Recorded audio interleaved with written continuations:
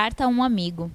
Se estiveres sozinho, lembra-te que virei estar convosco e não o deixarei só. Onde houver um ou mais presente, estarei entre vós. Quando a angústia visitar teu coração, lembra-te de que o meu fardo é leve e o meu jugo é suave. Se o desespero e a revolta te assaltar o ser, lembra-te que bem-aventurados os mansos de coração, e que o bálsamo do desespero é a esperança. Se a ingratidão e o desprezo dos companheiros de estrada te ferirem o coração, lembra-te dos que crucificaram, dos que escarneceram a própria luz, e conforta-te com a tua verdade e com a bondade do coração que venceras. Se a desesperança, a calúnia e a difamação injusta te alcançarem, eleva teus pensamentos, lembrando dos que acusaram de blasfemador e de usurpador o nome do Pai. Não te agastes com a poeira que levanta, mas ergue-te com humildade, evitando toda a maldade e transformando a queda em experiência e exercício no bem. Quando o cansaço no trabalho, no bem e na caridade exaurirem o ser, busca a força vinda da prece, que renova e só ergue o desânimo dos que vacilam diante dos obstáculos do caminho. Amigo ou amiga, lembra-te de que o amigo divino está sempre conosco e que um bom e verdadeiro amigo nunca esquece suas verdadeiras amizades e que mesmo os inimigos da causa do bem são assistidos e medicados. Medita esta carta e escreve também, com as letras do amor que modifica, utilizando da pena da caridade o inteiro da paz sobre o papel da luz da experiência. Gesser. Psicografia recebida por José Fernando Araújo em 29 de maio de 2002, na reunião mediúnica da CEIU.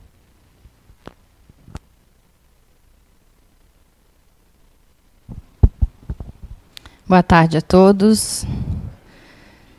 Então, estava procurando uma leitura, e aí quando eu comecei a ler esse trechinho ali, né, eu lembrei de quando a gente teve, né, a notícia da confirmação de que, quando a Maria Cecília nasceu, ela, né, seria uma criança com síndrome de Down. É mais ou menos assim que a gente se sente. Eu falo que a gente... E aí eu lembro dos pais e das famílias que eu convivo, né?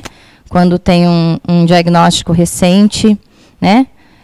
Da fase de luto que a gente passa, para uma fase de superação, para uma fase de busca de conhecimento.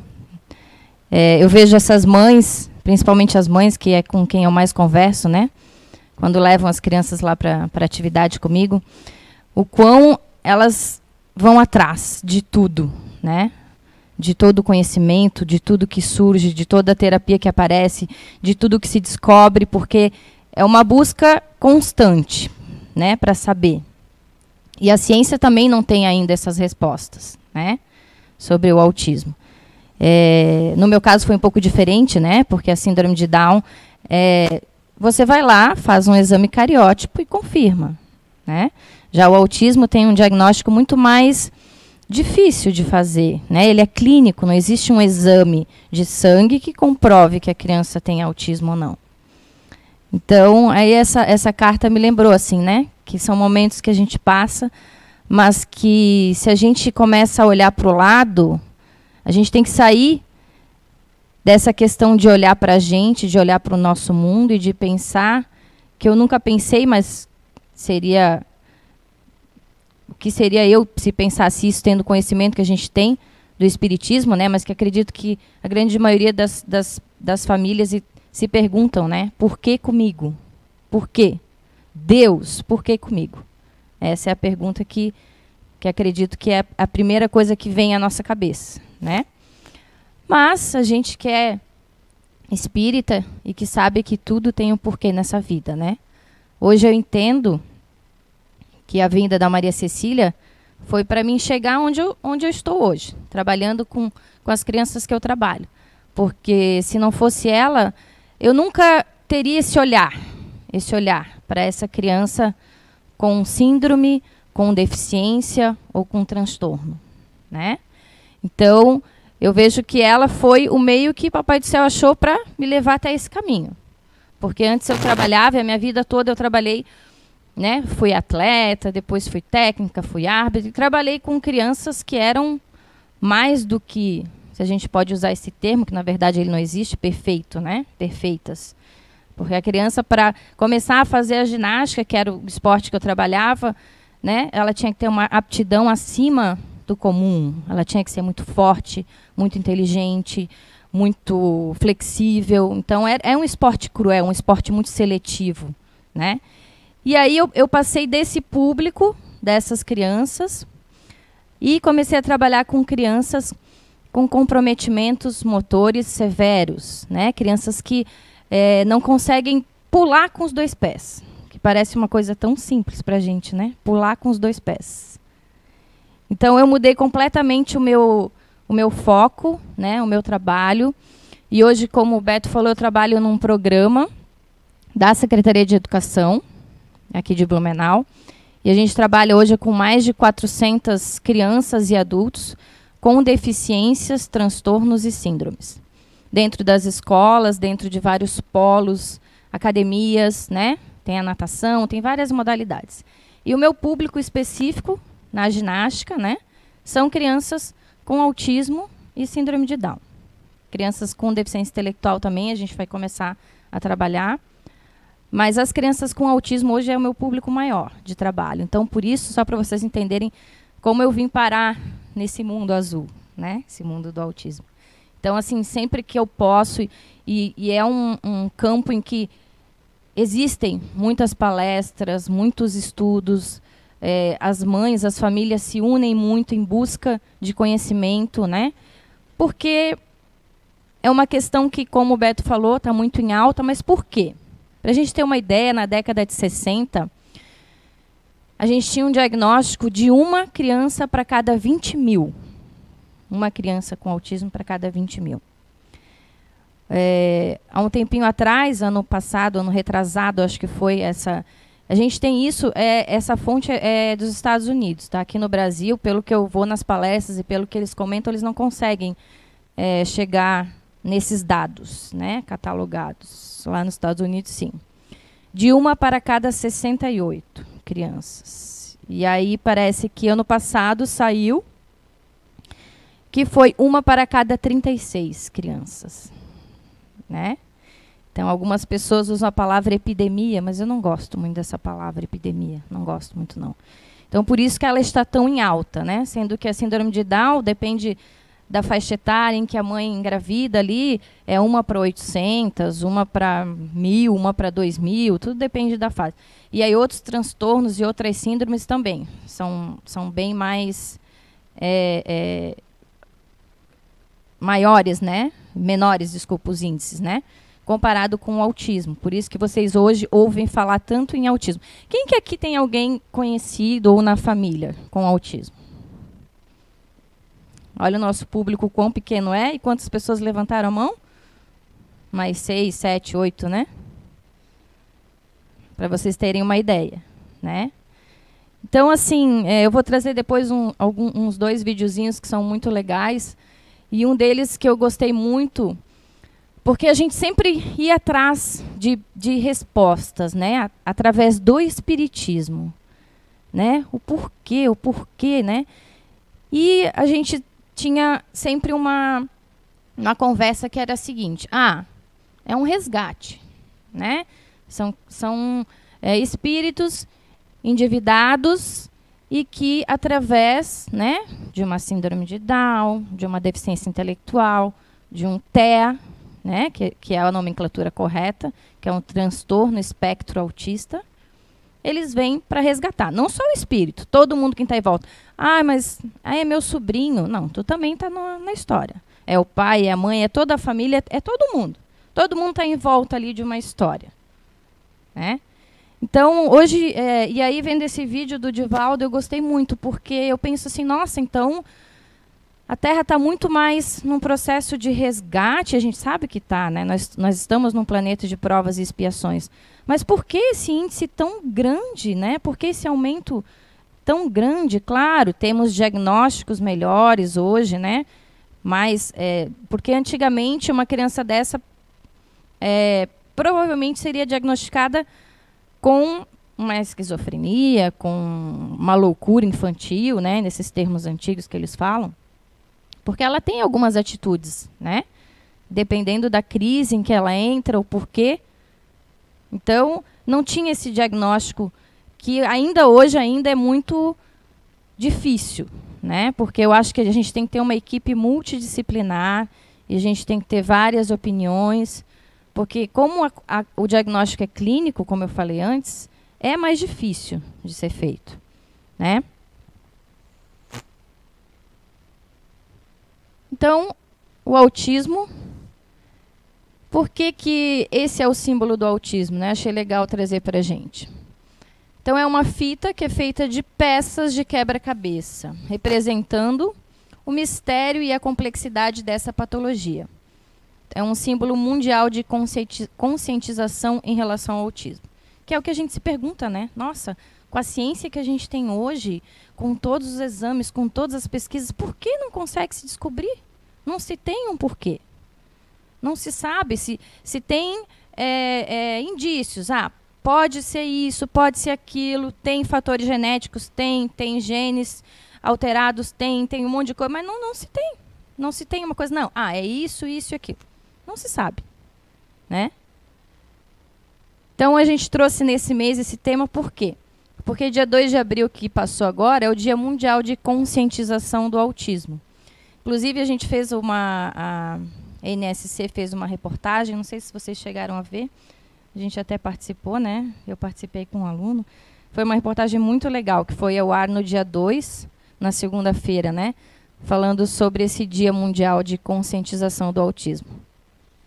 Então, como eu coloquei para vocês, né? Não é uma doença, não é uma síndrome. Por que não é uma doença? Porque doença tem cura, né? Hoje eu estou doente, estou gripado. Amanhã eu estou bem. Então, não é uma doença. Não é uma, por exemplo, Down. Down é o quê? Uma alteração cromossômica, né? Então, é um transtorno do espectro autista. O espectro por quê? Engloba várias áreas, né, em que são afetadas. Então, Divaldo fala isso numa das palestras que eu ouvi, né? E eu gostei muito dessa frase de Joana de Ângeles, que é uma certa maneira diferente de expressar-se. E depois vocês vão entender o porquê disso, quando ele fala. Então, aqui é uma coisa, assim, bem sutil, porque são inúmeros fatores que podem fazer com que a gente tenha esse quadro clínico, esse pré-diagnóstico da criança ou do adulto com autismo, né? Porque nós temos muitos adultos autistas e que não foram diagnosticados. Porque a gente acha que autismo é só aquele autista clássico, né? Aquele autista em que balança as mãos, em que faz um movimento de pêndulo, em que não fala, né? Que é o não verbal. E a gente se engana, porque esse quadro de autismo, ele acomete mais ou menos 30% da população que tem o diagnóstico de autismo. Os outros 70% são os autistas de alta funcionalidade, de leve a moderado, né? Então, a gente se confunde muito, porque a gente acha que, não, mas ele olha no meu olho. Mas ele faz isso, ele faz... Então, não é isso. Tem vários fatores que enquadram, né, essa pessoa, essa criança com autismo. E eu não trouxe todos, porque são muitos. Eu fiz uma coisa bem geral, porque isso vocês encontram em vários sites. Hoje tem vários sites, canais no YouTube. Tem muita coisa boa, muita coisa legal, assim, explicando de uma forma bem simples, assim, tá? Bem legal. Então, existe sempre a preocupação de reiterar o caráter único que o TEA pode vir em uma pessoa. Ou seja, cada paciente tem uma peculiaridade. Nunca o autismo de José será igual ao de João. E assim sucessivamente. Há, na verdade, casos de autismos mais graves e outros mais leves. Então, o que ele quis dizer ali? Que eu até gostei muito da palavra que o Dr. Caio, depois vocês vão ver ele falando ali, como é o cérebro de uma pessoa com autismo. Ele é um psiquiatra infantil, gostei muito das palestras dele, espírita. Meu sonho hoje é conhecer a clínica dele. Ele tem uma clínica lá no Rio de Janeiro, que é a Priority, que eu vi ele falando dessa clínica em outros vídeos que eu assisti, para conhecer o trabalho que ele faz, porque deve ser fantástico. O conhecimento que ele tem da psiquiatria infantil, aliado ao espiritismo, era meu sonho, conhecer, né? Então, algumas características que vocês podem perceber. Ah, todas elas estão na criança? Não, não são todas. Podem ter algumas, né? Como eu falei, não são todas que vocês vão encontrar, né, se manifestando. Mas uma coisa bem comum onde aparece a primeira suspeita, que é o quê? A falta de comunicação. Não interage, parece não ouvir. Ah, são todas? Não, não são todas as crianças. Lembra que a gente falou antes? Que são diferentes. Por isso que é autismos, né? Eu gosto muito dessa palavra, autismos. Porque é muito diferente. Então, assim, não interage, parece não ouvir. É bem comum quando as crianças chegam lá para mim, ainda mais que elas ficam eufóricas por causa do ginásio, que aquilo parece um parque de diversão para elas, né? Então a gente chama pelo nome, e a criança não é que ela não ouve, né? Ela não responde. E aí é um primeiro sinal que os pais começam a ficar alertas, né? O atraso na fala, que também é um sinal bem forte, né? Bem característico. Esse atraso na fala é uma das características mais presentes em pacientes diagnosticados com autismo. A criança pode desenvolver tardiamente ou nem mesmo conseguir desenvolver tal habilidade. Então, ele pode ser averbal, né? Ele não vai falar verbalmente. Tem alunos que são não verbais e que os pais buscam tratamento e estão em busca, né? E aí acontece comunicação através de PECs, tem várias maneiras, né, para eles se comunicarem. Verbal, ou até mesmo, às vezes a criança é verbal, mas ela tem uma dificuldade do quê? De fluência, de ritmo na fala, que também entra aí dentro desse atraso na fala. Por isso que a importância dos fonoaudiólogos. A criança com autismo, ela acaba tendo um leque enorme de atendimento, assim, teria que ter, né? Se o nosso governo proporcionasse, mas hoje acontece o quê? Acaba tendo a criança em que os pais têm condições de arcar, porque são terapias caras, né? E muitas. Fonoaudiólogo, terapeuta ocupacional para trabalhar a parte de integração sensorial, fisioterapeuta às vezes, né? No início, ecoterapia, neuro, que é o médico, né? Psicopedagogo ou psicopedagoga, né? E assim vai. E mais alguma atividade física que eles fazem daí também para ajudar em conjunto com essas terapias. A estereotipia, que é uma coisa também bem comum, né?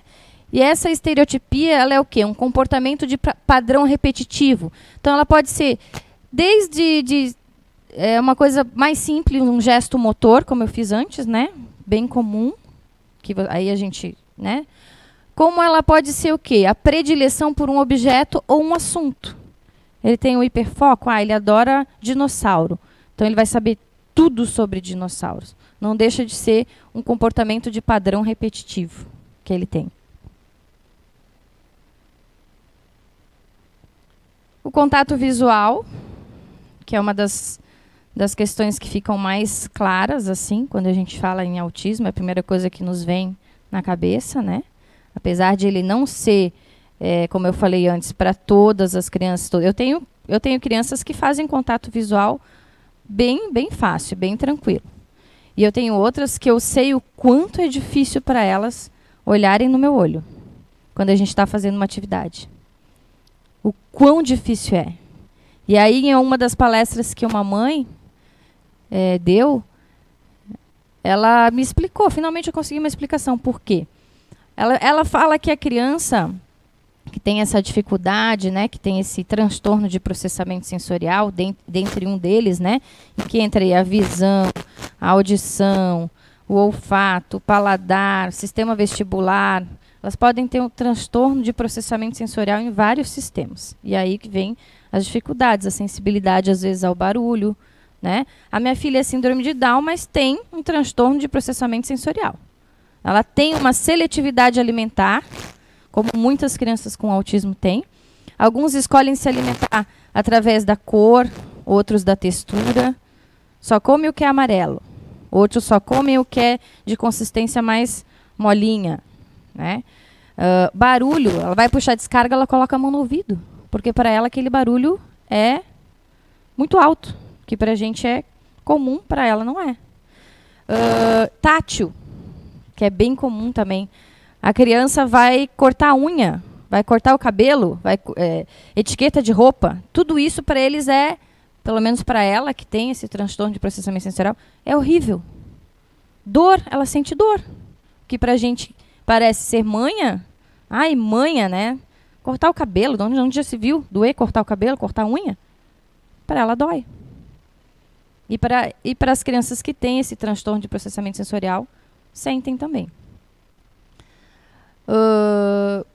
Que é o que eu estava falando agora ali, ó, sobre a hipersensibilidade. Então, a criança ela pode ser hiper ou hipossensível. O que seria o hipo? Ela não sente dor. A gente tinha um aluno que ele fez fratura, não era meu aluno, era aluno de uma outra professora dentro do lugar que eu trabalho. E ele não sentiu a dor, não sentiu a dor. Coisas quentes, né? Então, eles são hipossensíveis. Barulho pode ser altíssimo, que a gente nem aguenta, eles não estão ouvindo. Isso seria a hipossensibilidade, né? Que é menos comum. Eu vejo ser mais comum a hipersensibilidade nas crianças, né? Não brinca de forma funcional. A gente tem que cuidar, assim, com algumas coisas, como eu falei para vocês, em diagnóstico, porque a criança às vezes está lá brincando com o carrinho, ela empilheirou, né, colocou um carrinho atrás do outro, pronto, é autista.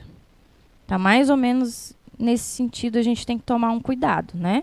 Tem que realmente confiar nos profissionais e procurar, se ficou em dúvida, mais que um profissional, né, para um diagnóstico.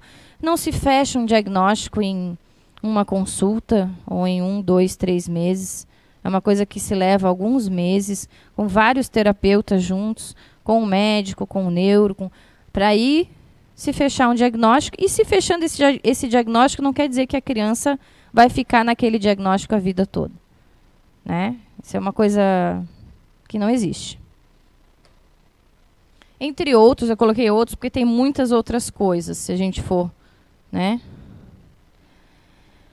Então, como eu já tinha falado para vocês, Dr. Caio Abujade.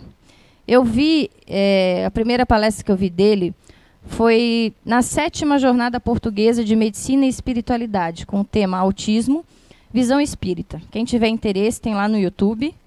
É bem, são 42 minutos de palestra, mas assim, incrível, mostrando todo o lado científico, todo o lado de tudo que eu queria saber, o que acontece realmente dentro de um cérebro, né, da criança, da pessoa com autismo. E aí eu tenho um videozinho, um pedaço, uma parte dele, não é dessa palestra, é dele falando mais ou menos o que acontece dentro do cérebro dessa criança. Eu acho que a gente vai ter uma visão melhor. Por quê? O porquê das birras, que não são muitas vezes birras, né? O porquê tudo isso acontece com eles. Pode colocar, Eduardo, por favor.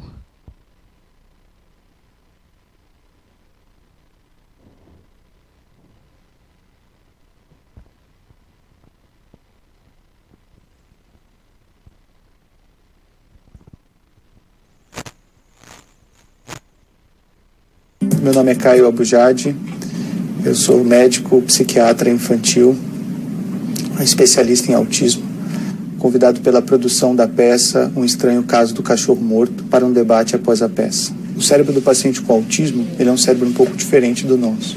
Ele é um cérebro mais hiperexcitado. Funciona mais ou menos assim. É como se o nosso cérebro, ele faz uma atividade de cada vez. Então, toda vez que a gente faz uma atividade, a gente desliga a nossa atividade anterior. Mesmo quando a gente está fazendo duas atividades ao mesmo tempo, a gente, na realidade, está fazendo uma de cada vez bem rápido. O paciente com autismo, não. Por ele ter um cérebro hiperexcitado, ele liga uma atividade sem desligar a atividade anterior. Então, ao longo do dia, às vezes, ele está fazendo 100, 200, 300, 1000 atividades ao mesmo tempo naquele cérebro. E isso ele faz desde quando ele nasceu. O cérebro dele é assim. Então, a gente tenta fazer com que eles funcionem com um cérebro parecido com o nosso. Só que, se eles tentarem funcionar da mesma forma que a gente, eles se desorganizam. E aí eles entram em crise. Então, desde pequeno, eles vão criando um método para se organizar. Você tem um padrão de comportamento repetitivo. Na realidade, isso é um cérebro tentando se organizar. Tá? Então, eles sempre voltarem para o mesmo start faz com que eles continuem funcionando de forma adequada naquele mar de estímulos que eles têm. Então, eles têm que seguir uma linha reta dentro desse mar de estímulos. Quando eu coloco um bloqueio nesse comportamento repetitivo, peço para ele parar de fazer aquilo, ou bloqueio um ritual, ou uma rotina, ou até uma estereotipia, ele cai de novo nesse mar de estímulos e aí ele se desorganiza completamente. O cérebro mais imaturo, ele é mais sensorial e mais motor.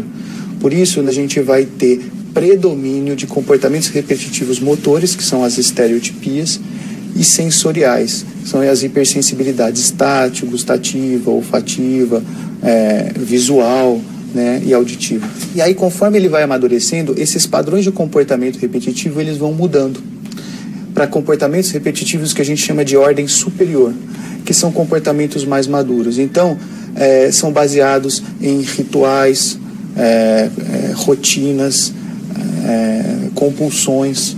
E quando o comportamento repetitivo se torna num padrão exemplar, que aí a gente vai ter as habilidades, quando a gente tem uma coisa que a gente chama de insistência na mesmice, que é quando o paciente começa a estudar temas diferenciados. Então, ele sabe tudo sobre astronomia, sabe tudo sobre os animais, sabe tudo sobre os dinossauros. Então, vejam, você tem o mesmo comportamento que é uma estereotipia e o autointeresse por astronomia é a mesma forma de trabalhar aquele cérebro hiperexcitado, entendeu? Só que com padrões cognitivos diferentes. Desde o primeiro dia que a gente nasceu, o que a gente faz durante o dia é criar redes neuronais. Isso vale para todos nós, tá? E durante a noite, memorizar essas redes neuronais. No dia seguinte, a gente reativa essas redes neuronais, acrescenta as informações daquele dia e armazena durante a noite. A gente faz isso a vida inteira, tá? Os pacientes com autismo, eles têm redes de preferência que fazem com que ele se organize. Tá? Eu tenho que atrelar as novas informações do dia a essas redes neuronais de interesse. Então, se um paciente está lá super interessado em bichos, em fazer desenho, e eu quero que ele se interesse por outras coisas, eu posso, através dos bichos, ir dando um conhecimento sobre outras áreas. Né? Então, eu quero que ele aprenda sobre o céu. Então, eu vou falar que aquele bicho está brincando num lugar ensolarado, que tem nuvens, que tem sol. E aí, de repente, eu estou falando do céu e deixei os bichos de lado, mas eu estou usando as mesmas redes neuronais. Então, nós temos que usar o comportamento repetitivo ao nosso favor e fazer com que ele amplie o espectro de conhecimento em cima desses conhecimentos e dessas situações específicas. A importância de que as pessoas vejam o autista como ele é, e não tentem transformar ele numa pessoa típica, entendeu? Que se a gente conseguir dar para eles o mundo que eles precisam, eles vão se desenvolver super bem. Meu nome é Jorge, eu sou pai de uma menina autista. Eu queria saber se as pesquisas...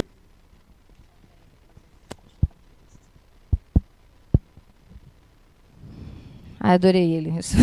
Eu fiquei apaixonada por esse médico. E aí ele está falando não em algum local espírita, né? Ele está falando geral, assim, né? Por uma entrevista que ele deu.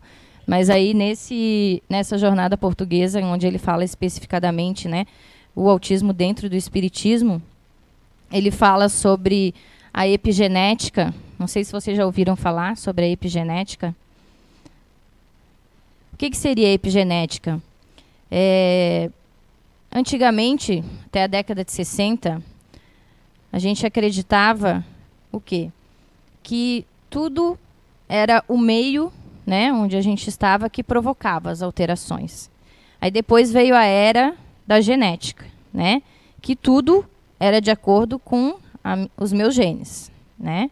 Então, se eu tivesse lá geneticamente programada para desenvolver câncer, eu ia ter câncer, não podia fazer nada a respeito daquilo, porque era genético. E hoje, né, mais atual, a epigenética fala o quê? Que é o que eu sempre acreditei, mas não sabia que isso era epigenética. Que nós temos, sim, lá o gene do câncer, mas vai depender do quê? Do externo, né? Do meio em que a gente está convivendo, do agente que vai fazer desenvolver. Ah, eu tenho gene para o câncer de pele. Eu vou lá para o sol, só tomo sol na cabeça, sem protetor solar, sem nada. Né? Então, é o meio, né? O sol, o meio externo, que vai atuar na minha genética e fazer com que eu desenvolva câncer. Então, na verdade, eu chamava de gatilho, né? Na minha cabeça era gatilho. Sempre tem que ter um gatilho para aquilo desenvolver. Então, ele fala dessa epigenética nessa palestra ali.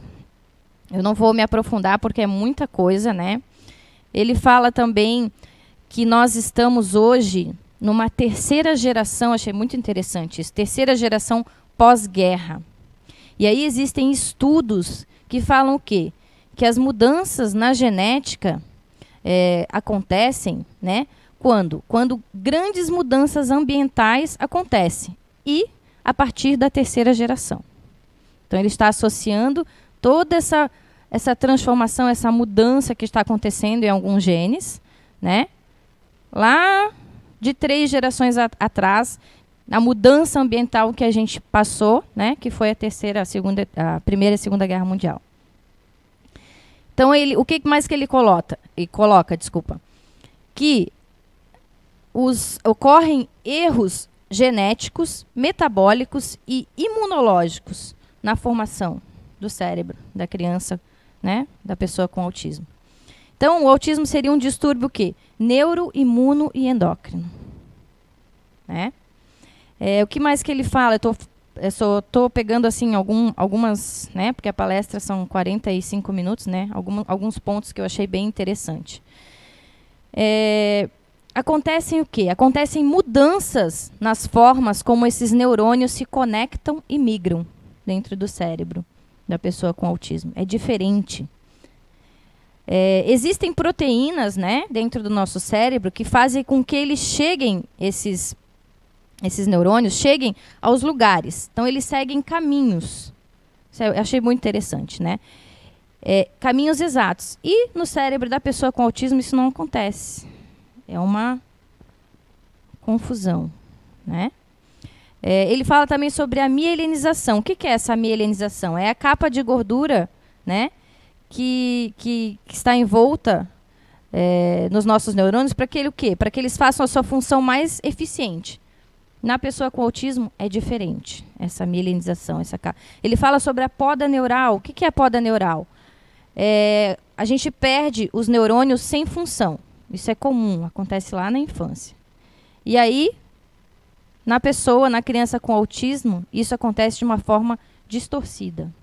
Então, são vários fatores a nível cerebral, né, que acontece. O cérebro é completamente diferente. Ele fala um pouco também sobre o córtex cerebral, né, que é a massa cinzenta. O que ele nos coloca lá? Que lá funciona como um sistema de mini colunas, né, uma célula embaixo da outra. E assim eles se comunicam. É o tal do nosso sistema GABA. Vocês já devem ter ouvido falar, né, sobre o sistema GABA.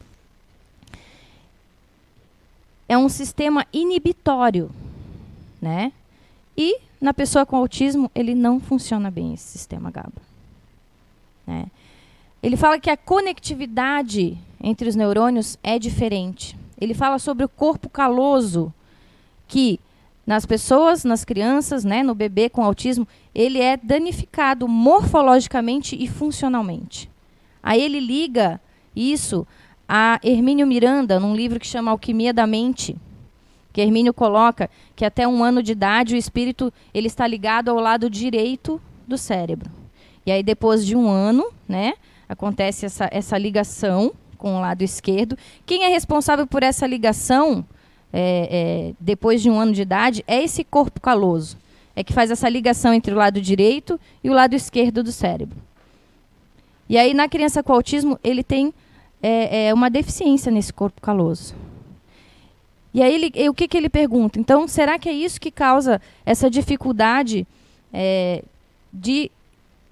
da criança, do espírito ali, aceitar essa nova encarnação? Porque é a partir dali que Hermínio Miranda diz que o espírito vê que está numa nova encarnação, que toma para si essas novas... como é que ele coloca? Essas novas... a nova formação dele, né? E aí acontece toda essa dificuldade. Ele fala também sobre a amígdala cerebral. Que a gente tem uma amígdala cerebral primitiva, até 1 ano de idade, né? E essa pessoa, essa criança com autismo, ela pode ficar com essa amígdala primitiva até 8, até 15 anos, né? Então, tudo isso são questões que eles conseguem verificar a nível de exames, de tudo isso. Só que são coisas muito recentes, muito novas, né? Ele diz também que, por exemplo, por uma volumetria de corpo caloso, já consegue ter um indício de que a criança vai desenvolver um autismo, né?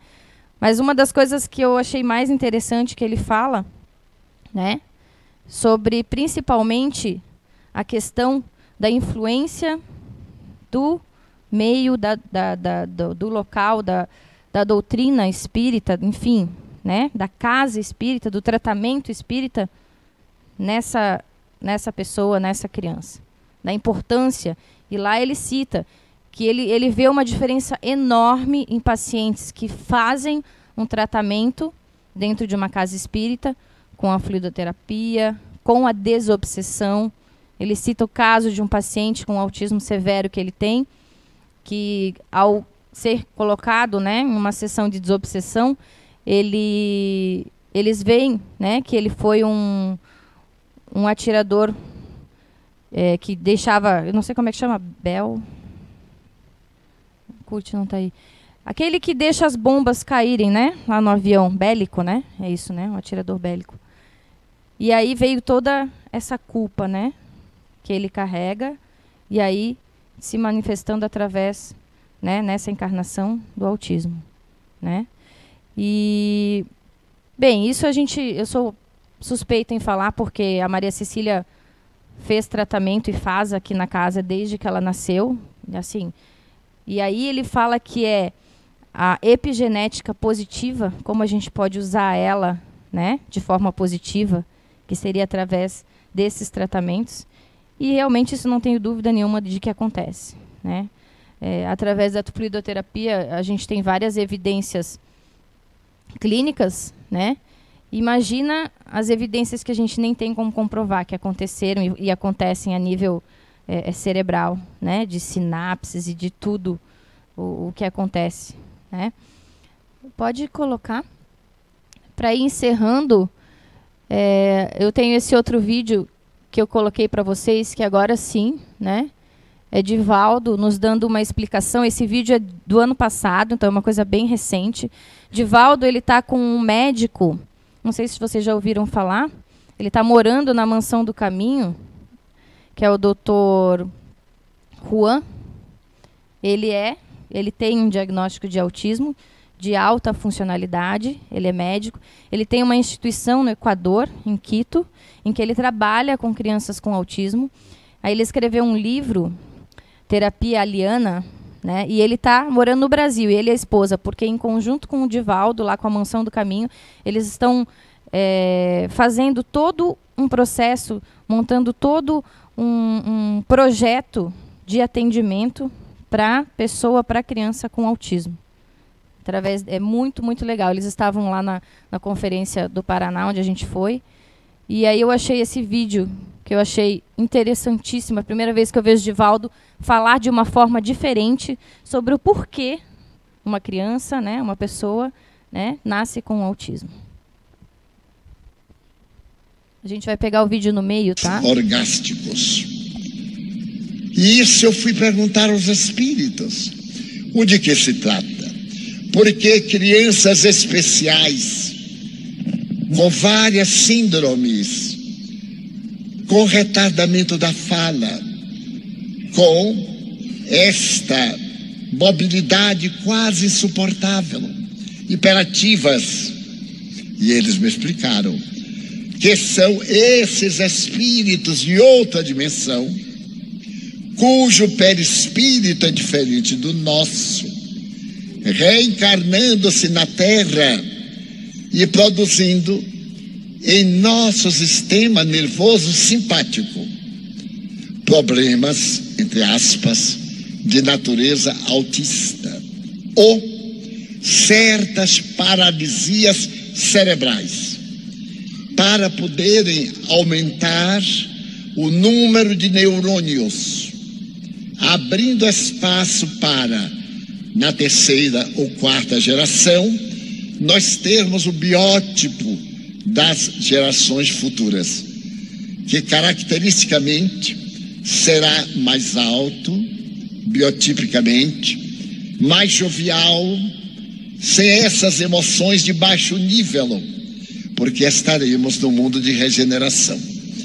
Estaremos com o sistema imunológico muito bem trabalhado, porque o autista tem algo de imunologia que não lhe permite determinadas doenças infanto-juvenis e certas infecções na idade adulta.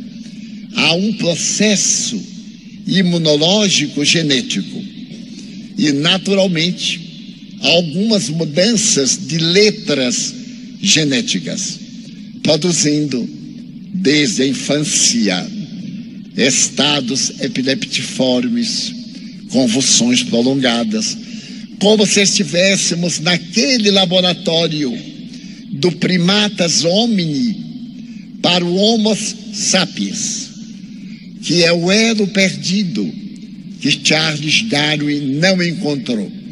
Porque enquanto a evolução antropológica foi passo a passo, demorando milhões, centenas de milhões de anos, de repente, no mundo espiritual, como afirma Emmanuel no A Caminho da Luz, houve este salto quântico. O queixo se retraiu, a testa, o crânio se prolongou e o biótipo macacoide cedeu lugar aos hominídeos, principalmente da chamada raça de Grimaldi. As raças de Grimaldi. De 3 raças se derivariam os chamados Homo sapiens. Agora, Homo sapiens sapiens. E eu já me atrevo a propor Homos virtualis, porque estamos mais no WhatsApp do que em qualquer coisa. Então é a primeira vez que eu vejo essa explicação de Divaldo, né? E agora sim eu vejo mais coerência do que apenas são seres que estão... né? Então por que esse aumento, essa incidência, né? Da vinda desses espíritos, né?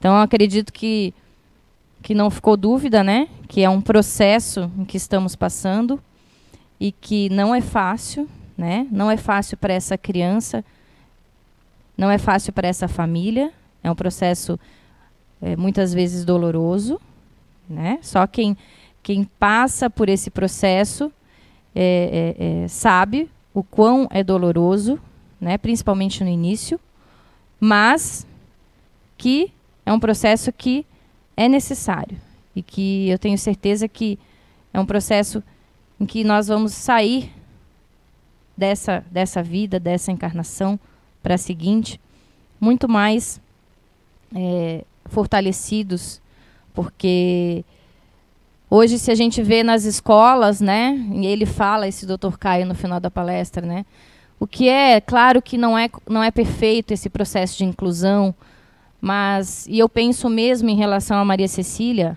Eu não lembro de ter estudado com nenhuma criança com algum tipo de deficiência na minha sala de aula.